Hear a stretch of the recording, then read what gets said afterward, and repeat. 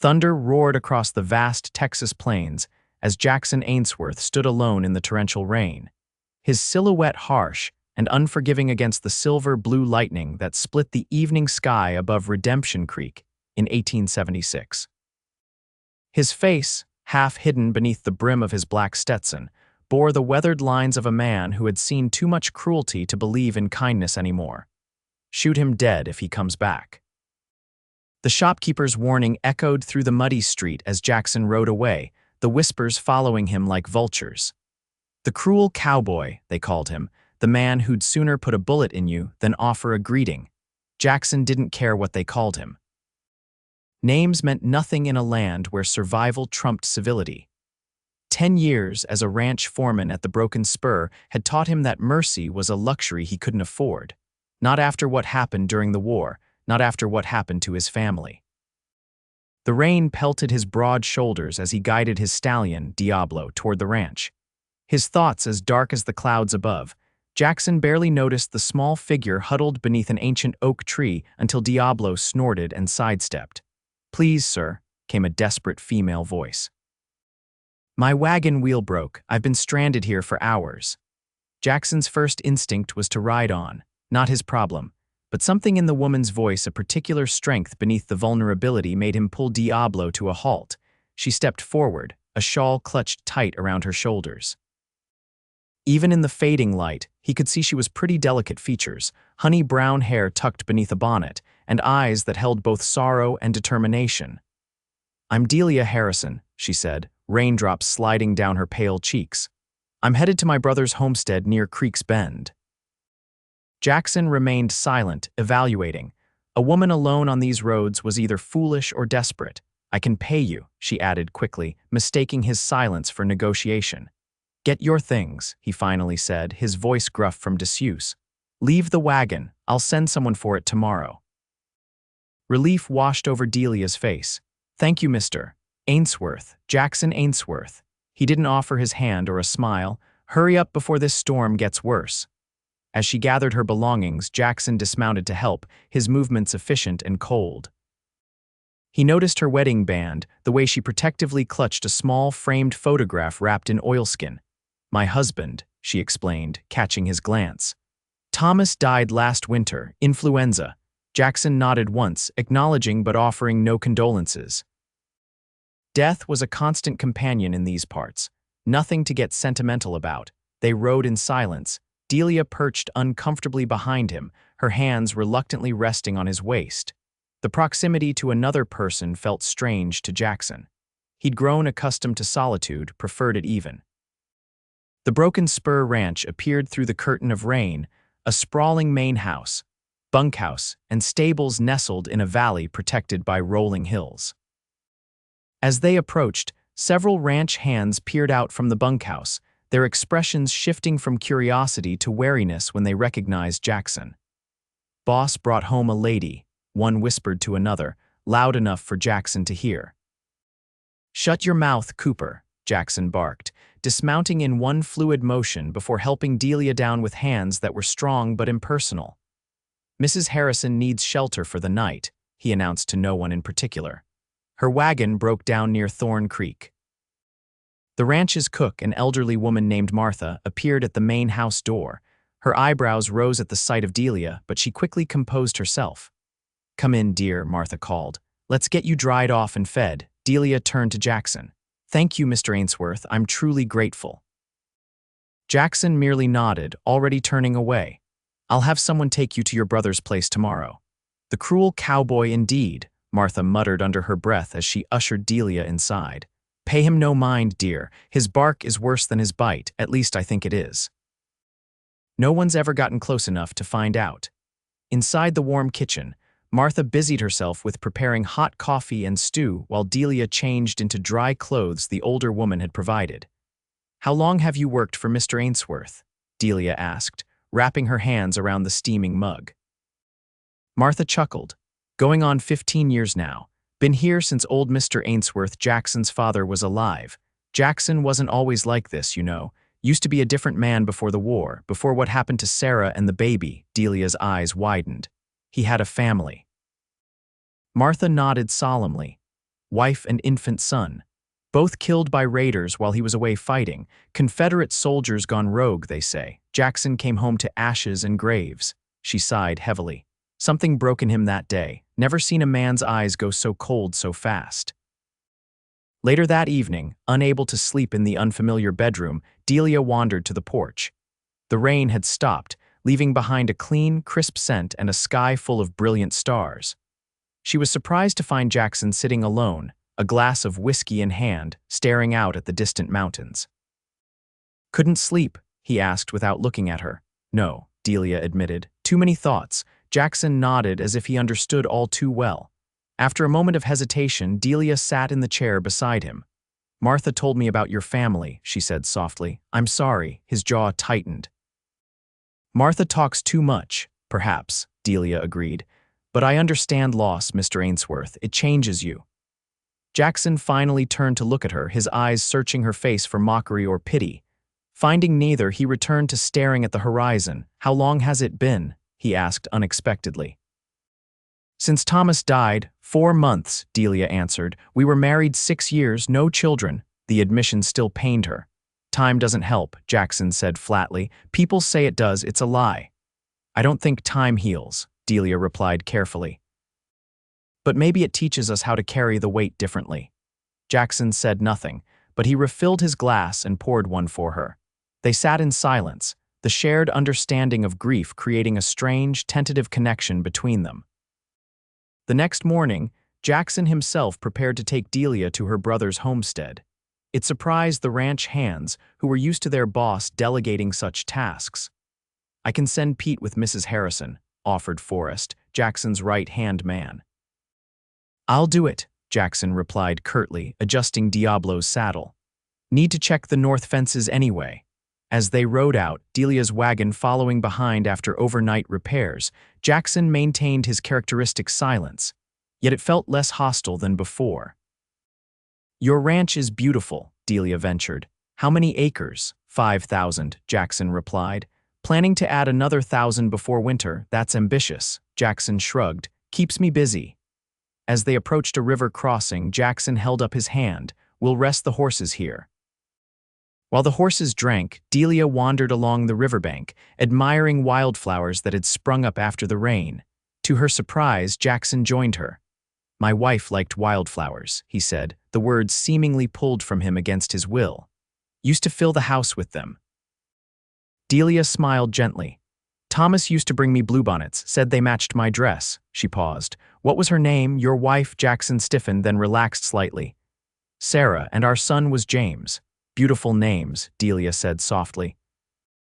Jackson nodded, then abruptly turned back toward the horses. "We should move on. Still a few hours to your brother's place." They continued their journey, but something subtle had shifted. Jackson occasionally pointed out landmarks or shared bits of local history. His voice remained gruff, his manner brusque, but Delia sensed the effort behind each word.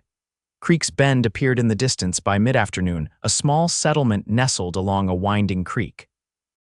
Delia's brother Daniel had described his homestead as the one with the red barn, but as they approached, Delia's heart sank. The property looked abandoned, the house in disrepair. "He said he'd be here," she whispered, dismounting and approaching the silent house. Daniel, are you home?" Jackson followed, his hand instinctively moving to the pistol at his hip. Years of caution couldn't be easily dismissed. The door creaked open at Delia's touch, revealing a dusty, empty interior. "He's been gone a while," Jackson observed, noting the layer of dust and abandoned furniture. Delia's shoulders slumped as she picked up a folded piece of paper from the table. "It's addressed to me," she said, opening it with trembling fingers. As she read, her face paled. "He's gone to California, gold fever, says he left 2 months ago and—" Her voice broke, "and he's sorry he couldn't wait for me."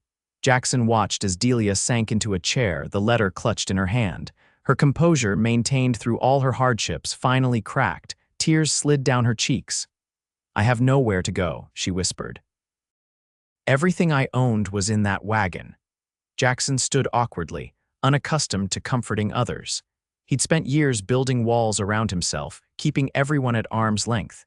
Yet something about Delia's quiet dignity in the face of abandonment stirred something long dormant within him. "You can stay at Broken Spur," he said abruptly. "Until you figure things out." Delia looked up, surprise replacing despair. "I couldn't impose, it's not an imposition," Jackson cut her off. "Place is too big for just me anyway. Martha could use the help." It wasn't charity he was offering, Delia realized. It was practicality and perhaps something else neither of them was ready to name. "Thank you," she said simply. By the time they returned to Broken Spur, word had spread through Redemption Creek that Jackson Ainsworth had taken in the widow Harrison. Speculation ran wild, from the romantic to the scandalous. "Heard the Cruel Cowboy's got himself a lady," drawled Silas Turner, the saloon owner, as Jackson collected supplies in town the following week. "Heard you'd better mind your own business," Jackson replied coldly, loading sacks of flour into his wagon. Silas raised his hands in mock surrender. "Just saying it's nice to see a softening in you, Ainsworth. Been a long time coming." Jackson ignored him, but the words followed him back to the ranch, where Delia had already established herself as an invaluable help to Martha. The kitchen smelled of fresh bread and stew, and for the first time in years, the main house felt like a home rather than merely a place to sleep. Martha observed the changes with quiet satisfaction. Jackson had taken to eating at the table instead of in his office. He'd shaved more regularly. Once, she even caught him standing in the doorway, watching Delia hang laundry, a look on his face that wasn't quite a smile but was the closest thing to it Martha had seen in nearly a decade. One evening, as summer gave way to early autumn, Delia found Jackson on the porch again, this time reading a dog-eared book of poetry. "Wordsworth?" she asked, recognizing the volume. Jackson closed the book quickly, almost embarrassed. "Sarah's favorite," he admitted. "Don't usually read it." "But tonight you are," Delia observed, sitting beside him. "May I?" She held out her hand for the book. After a moment's hesitation, Jackson handed it to her. Delia turned the pages carefully until she found a particular poem. "She was a phantom of delight," she read softly. "When first she gleamed upon my sight, a lovely apparition, sent to be a moment's ornament." Her voice, gentle in the gathering darkness, created an intimacy that should have made Jackson uncomfortable. Instead, he found himself leaning slightly closer, watching her lips form the words of a poem he'd once known by heart. When she finished, they sat in silence, the book open between them. Finally, Jackson spoke. "You remind me of her sometimes," he said quietly. "Not in looks, in spirit." The admission clearly cost him, and Delia understood its significance. "I think," she said carefully, "that Sarah would be glad someone was here to appreciate her books again." Jackson's hand moved tentatively across the space between them, his calloused fingers brushing against hers. It was the first voluntary contact he'd initiated with anyone in years. Delia turned her palm upward, accepting his hand in hers. They sat like that, connected yet silent, as night fell completely around them. In the weeks that followed, the citizens of Redemption Creek noted the subtle changes in Jackson Ainsworth. He still rode tall and imposing, still drove hard bargains, still kept his own counsel, but the lethal edge that had earned him his nickname seemed to have dulled. "Morning, Ainsworth," greeted the blacksmith, normally wary of Jackson's temper. To everyone's shock, Jackson actually replied with a nod and a terse but civil, "Morning, Patterson." When Jackson brought Delia to town for supplies, people stared openly. She wore a simple blue dress, her honey-brown hair neatly arranged, walking beside the notorious Cruel Cowboy as if completely unafraid. More shocking still was the protective way Jackson positioned himself between Delia and the busy street, the almost gentle manner in which he helped her into the wagon. "Never thought I'd see the day," whispered Mrs. Calloway to her friend as they watched from the millinery shop window. "That poor widow's either very brave or very foolish. Or maybe," her friend replied thoughtfully, "she sees something in him the rest of us missed." Back at Broken Spur, autumn brought cattle drives and long days of hard work. Jackson found himself looking forward to returning to the house each evening, where Delia would be waiting with hot food and quiet conversation. They'd developed a routine of reading together afterward, taking turns with Sarah's books of poetry and novels. One evening, as Delia read aloud from Jane Eyre, Jackson found himself studying her face in the lamplight, the way her eyes brightened at certain passages, how she unconsciously touched her throat when moved by the story. When she glanced up and caught him watching, neither looked away. "You've changed this place," Jackson said abruptly, interrupting the story, "made it alive again." Delia closed the book, her fingers marking the page. "You've allowed it to change," she corrected gently. "That's your doing, not mine." Jackson shook his head. "I was dead inside for so long I forgot what living felt like." He stood and walked to the window, his back to her. "I'm not good with words, Delia, not like these books, but I need to say this." Delia set the book aside, her heart suddenly racing. "Say what, Jackson?" He turned, his normally impassive face open and vulnerable. "I never thought I'd feel anything again after Sarah died. Didn't want to. Pain was easier than this." He gestured vaguely between them. "This scares me more than any gunfight ever did." Delia rose slowly, crossing the room to stand before him. "What is this exactly, Jackson?" "Life," he said simply. "Wanting things again, wanting." He trailed off, his courage failing him. Delia reached up, her palm gently touching his weathered cheek. "Wanting what?" Jackson covered her hand with his own, turning his face slightly to press his lips against her palm. "You," he whispered. "God help me, I want you in my life, Delia, but I don't know if I remember how to be the kind of man who deserves that." Tears welled in Delia's eyes.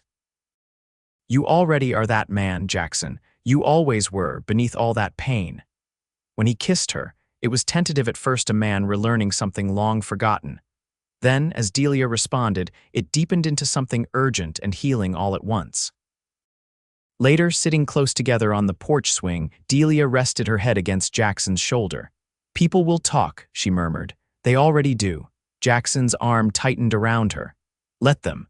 I stopped caring what this town thought of me long ago." "The Cruel Cowboy and the Widow," Delia mused with a small smile. "Sounds like one of those dime novels." "That name doesn't fit anymore," Jackson said. "If it ever did." As autumn deepened toward winter, their relationship blossomed openly. Jackson asked Delia to marry him on a crisp November morning as they rode together across the eastern pastures of Broken Spur. "It won't be easy," he warned her. "I've made enemies, and I still have dark days when the memories come back." Delia, seated atop her own horse, a gift from Jackson, reached across to take his hand. "Life isn't meant to be easy, Jackson. It's meant to be lived. Together we can face whatever comes." They married in December, a small ceremony in the ranch house with Martha, the ranch hands, and a few surprised townspeople in attendance. Reverend Walsh, who had once crossed the street to avoid Jackson, now pronounced them husband and wife with genuine warmth in his voice. "Never seen such a transformation," the Reverend commented to Martha during the modest celebration afterward. "It's like watching a man come back from the dead." Martha nodded, wiping away a tear. "Love does that, Reverend, even to the hardest hearts." As winter settled over Broken Spur, the newlyweds created new traditions while honoring old memories. Delia hung Sarah's portrait in the study alongside a photograph of Thomas, acknowledging the past that had shaped them both. Jackson, in turn, began to share stories of Sarah and James, painful at first, then gradually more healing than hurtful. One snowy evening, as they sat by the fire, Jackson confessed his deepest fear. "Sometimes I worry I'll wake up and this will all be gone. That I'll have failed to protect you like I failed them." Delia took his face in her hands. "You didn't fail them, Jackson. You weren't there because you were fighting for what you believed in. Sarah would never have blamed you for that. How can you be so sure?" He asked, his voice rough with emotion. "Because I know what it is to love a good man," Delia answered simply. "And you are a good man, Jackson Ainsworth. You always were." Spring came early to Redemption Creek in 1877. With it came news that surprised even Jackson. Delia was expecting a child. The prospect of fatherhood terrified and elated him in equal measure. "I don't know if I can do this," he admitted to Delia one night, his hand resting gently on her still flat stomach. "We'll learn together," she promised. "Besides, I've seen you with the new foals. You have a gentleness in you that you don't even recognize." As Delia's pregnancy progressed, the last vestiges of Jackson's fearsome reputation dissolved in Redemption Creek. It was hard to maintain the image of the cruel cowboy when townspeople regularly saw him carrying his wife's packages, attending church beside her, or carefully helping her down from the wagon. "Mr. Ainsworth," called out young Tommy Jenkins one day as Jackson left the general store. "Ma says to tell you we got fresh strawberries in if Mrs. Ainsworth is still craving them." Jackson actually smiled a sight so unexpected that old Mr. Peterson nearly fell off his chair on the store porch. "Tell your mother thank you, Tommy. I'll come by for them tomorrow." The birth of their daughter in late November nearly undid all of Jackson's hard-won composure. He paced outside the bedroom for hours as Martha and the midwife attended to Delia, his face ashen with fear. When Martha finally emerged, exhausted but beaming, Jackson barely heard her congratulations. He pushed past her into the room where Delia lay, pale but radiant, a tiny bundle in her arms. "Come meet your daughter," Delia whispered. Jackson approached cautiously, as if the bed contained dynamite rather than his wife and child. When Delia placed the infant in his trembling arms, something profound shifted within him. The baby red-faced and wrinkled opened her eyes and seemed to look directly at him. "Sarah," he said softly, a question in his voice as he glanced at Delia. She nodded, tears streaming down her face. "Sarah Thomasina Ainsworth, if that's all right." Jackson could only nod, overcome. He sat carefully on the edge of the bed, cradling his daughter in one arm while reaching for Delia's hand with the other. "Thank you," he managed finally, "for giving me back my heart." As little Sarah grew, so did the legend of Jackson Ainsworth's transformation. The story spread beyond Redemption Creek to neighboring towns, how the most feared man in the county had been tamed by a widow's love, how the cruel cowboy had discovered a capacity for tenderness no one had suspected. Jackson himself cared little for the talk. His world had narrowed and expanded simultaneously to the boundaries of his family and his land. He took pride in both, working the ranch with renewed purpose, while never missing an opportunity to spend time with Delia and Sarah. On Sarah's first birthday, Jackson surprised Delia by inviting the entire town to Broken Spur for a celebration. People who had once crossed the street to avoid him now sat at his tables, eating his food, congratulating him on his beautiful daughter and thriving ranch. "You've come a long way, Ainsworth," commented Judge Patterson, who had once sentenced Jackson to 30 days for brawling. "This community is better for it." Jackson nodded, watching Delia show little Sarah to a group of admiring women. "I had help," he said simply. Later that night, after the guests had departed and Sarah slept soundly in her crib, Jackson and Delia stood together on the porch where they had first shared poetry and tentative touches. "Happy?" he asked, his arm around her waist. Delia leaned into him, remembering the broken man who had reluctantly stopped to help a stranded widow in a rainstorm. "Completely," she answered.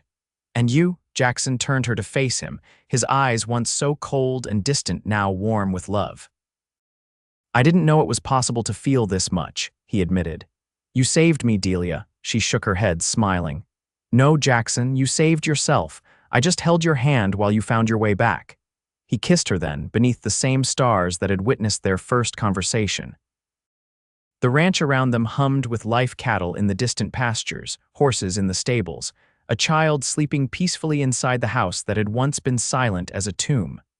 "The cruel cowboy," Delia murmured teasingly against his lips. "If only they could see you now."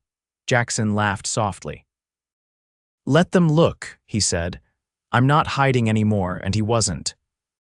Jackson Ainsworth, once feared throughout the territory, now stood proudly in the light, a husband, a father, a man who had rediscovered his capacity for love in the most unexpected place. The gentle hands of a widow who had seen beyond his carefully constructed walls to the heart that had been waiting all along to be found.